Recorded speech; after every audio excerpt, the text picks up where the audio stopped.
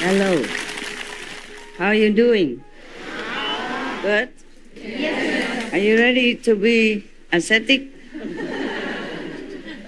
No. Last night, I went to have a little meeting with the God, and they told me, we should go kitchen. So, okay, we went to the kitchen. My, what an ascetic life. So many food. I keep giving away and then keep coming more all the time. That kind of asceticism, huh? I think that God was trying to tempt me, you know. See if I can resist all this beautiful food. I told him I can't. And he knew it already. I said, what's the problem with you? You know I cannot. So why bother asking me? Huh? Okay, let's go to the great master who could do the asceticism for us. Huh? I'm telling you, not every master has to be an ascetic. So don't always has this kind of fixed prejudice, okay? Yes. Look at Sakyamuni Buddha. Yeah. How many lifetimes he has been king and minister or big personage in the society. And he not always a monk. Yeah. Even before being a monk, he had also a luxury life, though he did not feel attached to that. Having something and being attached to it is something different. Yeah, you can have many things, but it doesn't mean you are mundanely bound. So important is that you have to remember the inside, not the outside appearance or actions, but your inside, your heart, your motivation, okay, your goal. What is it that you want in life?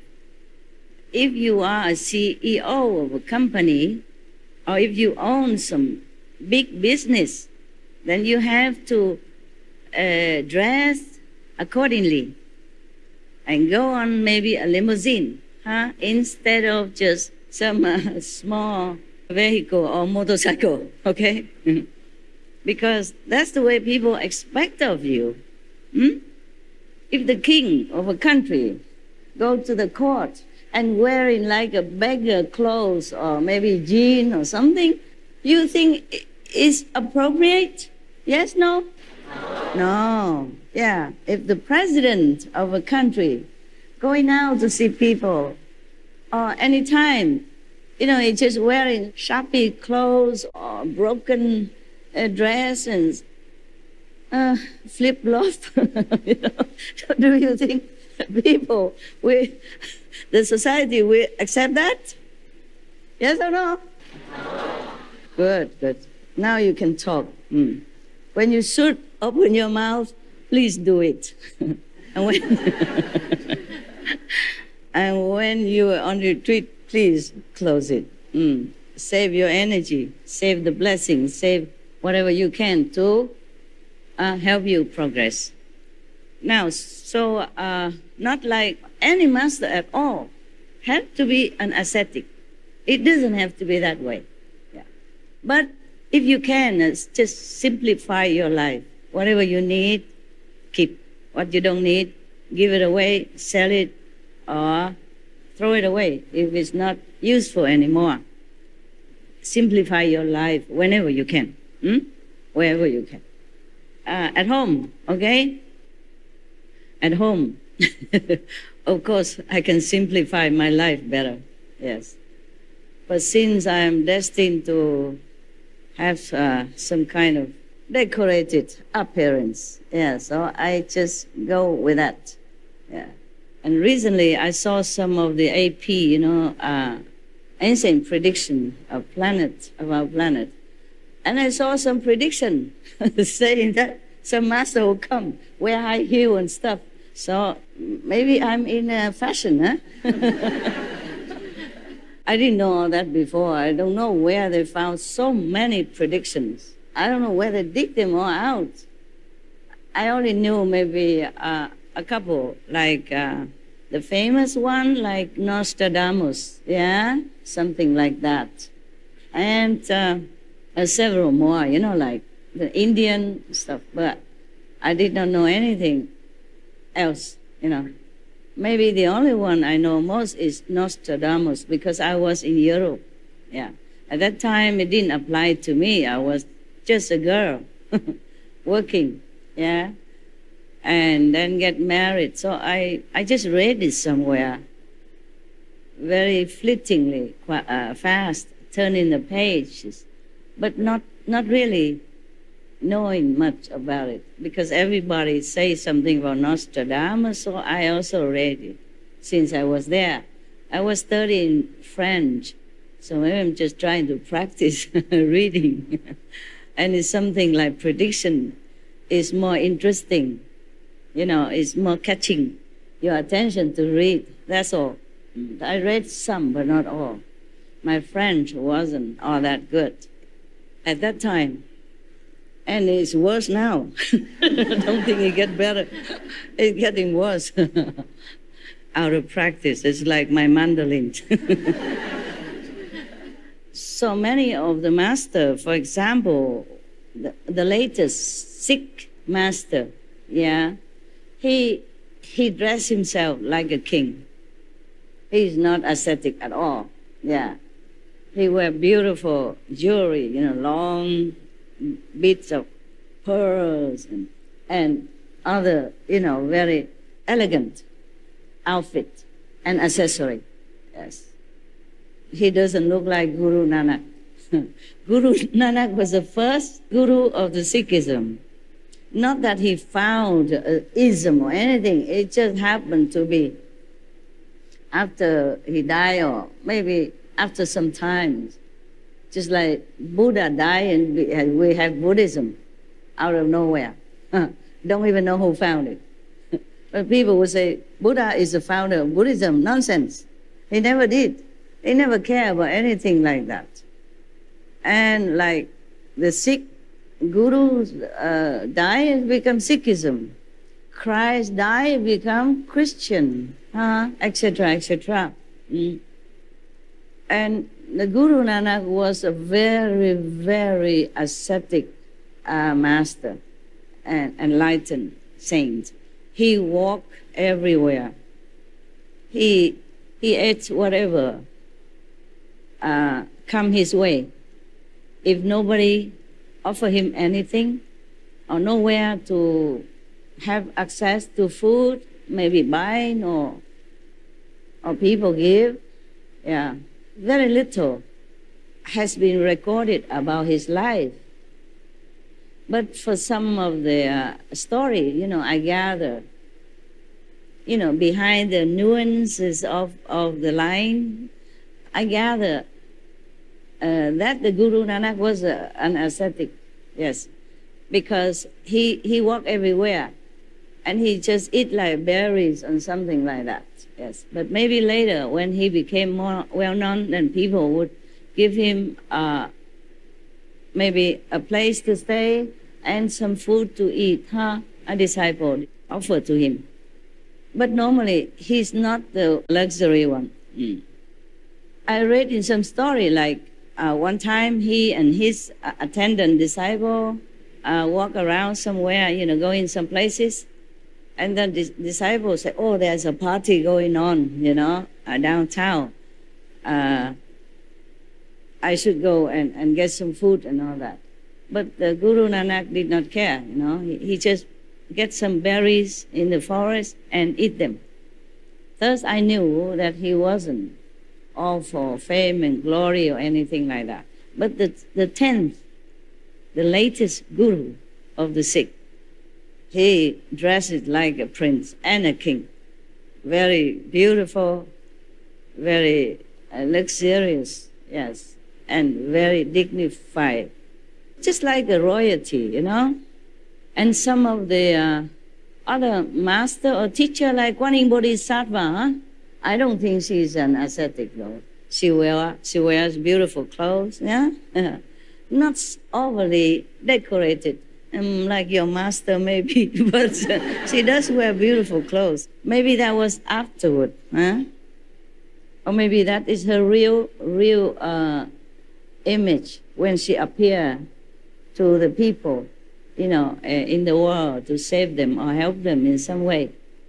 But I saw some of the statues that she was wearing tattered clothes. Maybe she meditated too long, in the beginning of her spiritual mission. Meditate, a lot, and her clothes is all tattered and worn out, in 10,000 pieces. So there are times maybe she was an ascetic. And later maybe she became more known, then the disciple would offer more clothes and a little bit more luxurious type of apparel. Now, so do not look at people from the outside image and judge the inside. Just like some kind of precious stone is hidden inside rough-looking, ugly rock, yeah? And when you cut it in half, like many, they show them in jewelry shop or a museum. When they cut in half, inside is hollow, and inside a lot of jewelry inside, shining. It's like that. Our body, no matter how it looks, it's just an outside garment. It is not our real self. When we hear something, it is our hearing nature, our inborn hearing power that hears it. And then we get used to it. We think it's the ears are hearing it. And when we see something, it is our seeing nature that sees it. And we keep being used to it, so we thought it's our eyes that is seeing things. The one that sees is not the one that you see. The one that hears is not the one that you look at.